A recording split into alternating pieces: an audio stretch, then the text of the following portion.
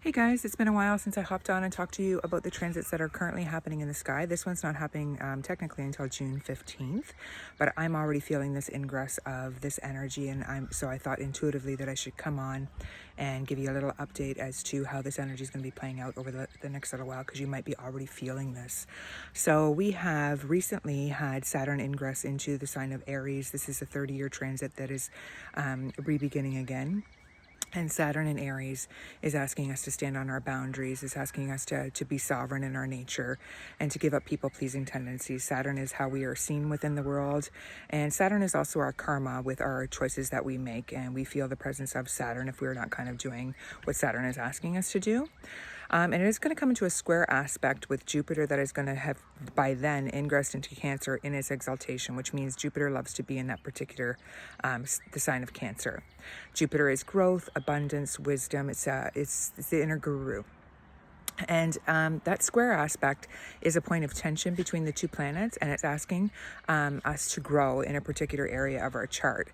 So Saturn is our karma, right? So if we don't necessarily do the work that's kind of being asked of us, like the growth that's being asked of us, we can feel that kind of energy in a more negative kind of way, as opposed to kind of recognizing what's transpiring and then do the work to kind of get where we need to go, and then we're kind of rewarded. This is obviously going to be hitting everybody differently depending on which house this is hitting in your particular birth chart. If it is something that you want to talk about, you can book a reading with me in the link in the bio, and I can walk you through exactly how this is hitting your particular chart and what the energies is that you can expect to be kind of having those growing pains from, just to kind of be, I guess, a little bit transparent and vulnerable in this post, because I feel like, bringing awareness to these issues definitely helps people, walk through. And then when we talk about these issues, we realize that other people are kind of, going through the same thing. So this particular transit in my own life is transiting the 8th house of transformation and joint finances, but it's more to do with transformation. And the 5th house of, it's a fun house. It's romance. It's, what we do to go out and have a good time. It's our creative energy.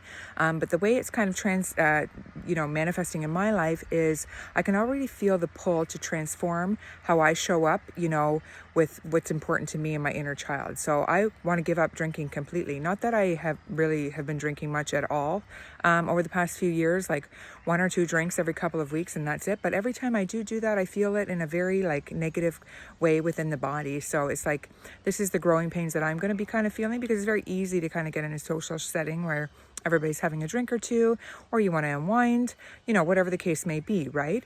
But I feel like ultimately, I had just, walked away from it for, I want to say 3 weeks, and I've just started feeling better, right? The body started to kind of perk up, energetically speaking. So that's kind of the type of energy that you can expect to navigate between 2 different areas of your life.